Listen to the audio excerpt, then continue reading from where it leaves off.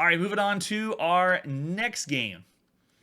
This is Fastgammon for the Apple II, which is, I guess, a variation of backgammon. We'll just boot it up and take a look at it because playing backgammon on the computer, not really, kind of slow pace for us. But let's see the artwork for Fastgammon. Not too much. It is using a cassette tape, if you can see on the screenshots. And yeah, that's all we got. All right, so let's boot up the Apple II. We're at home playing our Apple II in 1978. This is Fastgammon. And the game is going to load a little bit slower. Because it is the Apple II. But I'm not giving you the experience of the actual Apple II. We're playing on a slightly faster system to get it to boot up.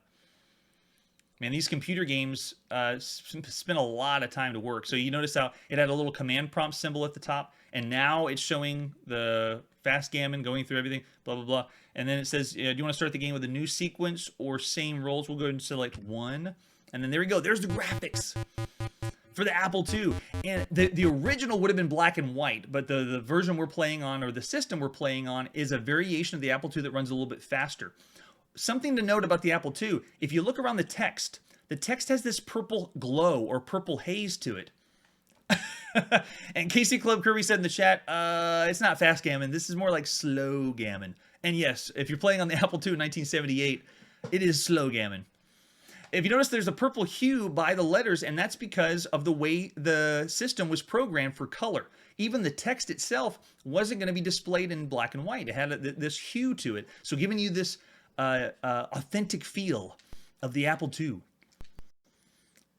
And we're not going to play any more slow gammon, so we're giving that one very slow, below average. We'll give it 1.5 stars. Pretty bad game.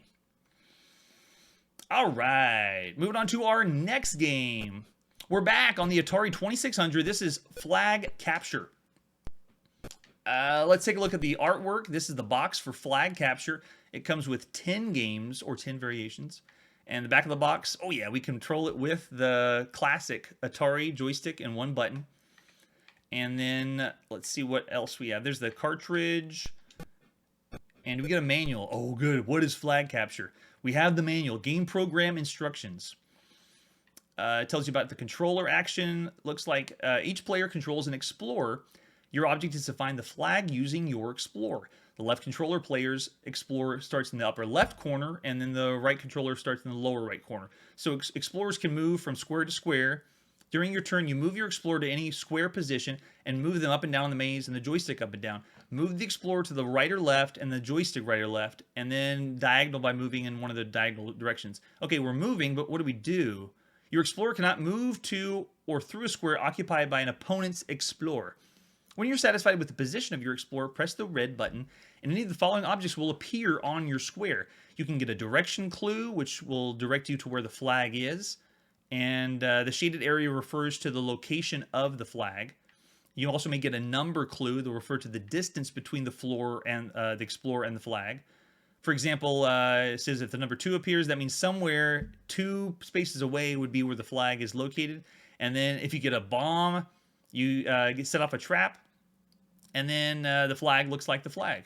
So it looks like there's different exploring conditions. So interesting idea. This is not just an action game. I would say slight strategy game for 2 people. Looks like we got just a version that's in Europe, but we'll play the North American. So this is Flag Capture on the Atari 2600, released sometime in 1978. Let's check it out. So we have different game modes. I think they said 8, but we'll start with the first game mode, and then we reset the console. And so now I am a little pirate guy, and if we have the second player, there we go. So I got the second controller plugged in, and the second player is moving the red pirate, and then we want to see what this mark is. Let's try with the yellow guy over there. So if we move him around the board and we push the red button, looks like this is saying the flag's 2 spaces away from here, which means it wouldn't be over on that side. It must be right, maybe here?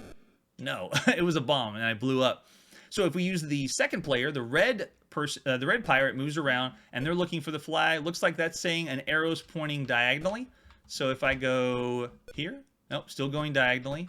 Here, And whoever finds the flag first, okay, so now it's saying it's 3 spaces away, so I bet it's 1, 2, bingo.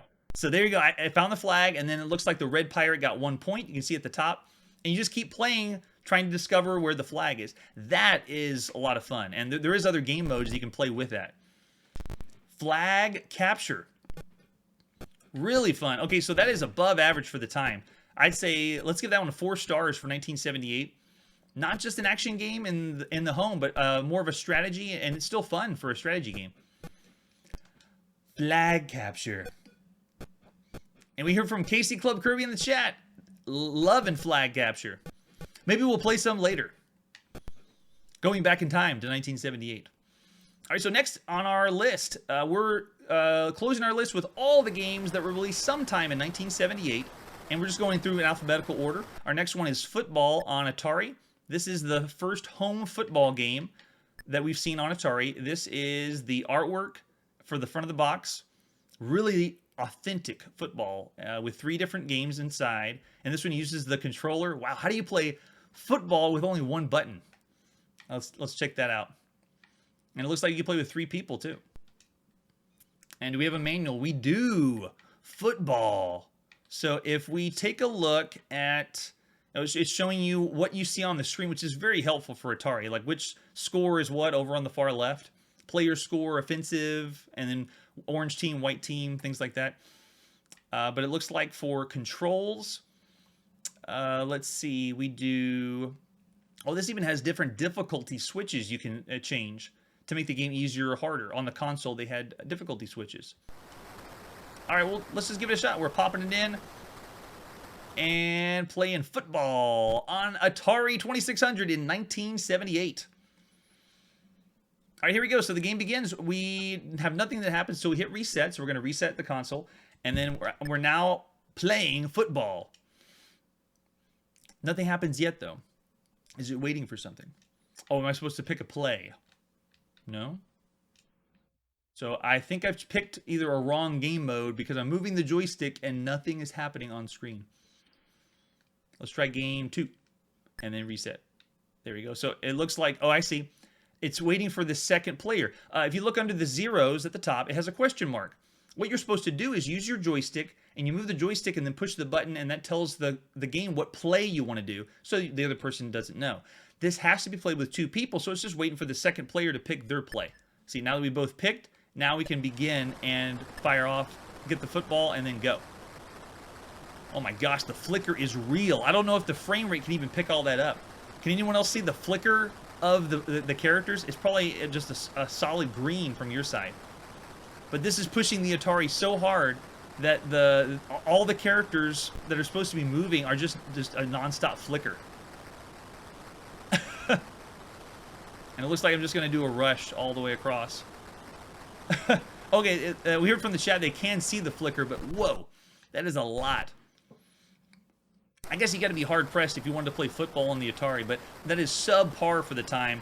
We're going to give that one 2.5 stars, below average. For people that were football fans, this is what you had for Atari. Best you could do, but we've seen better on the system. All right, moving on to our next game. This is called Grand Pack for the RCA Studio 2. And it's technically not the RCA Studio 2. This is a bootleg version, an Australian bootleg version of the RCA Studio 2. I don't know why they wanted to bootleg the RCA Studio 2 when you could have bootlegged something better like Atari.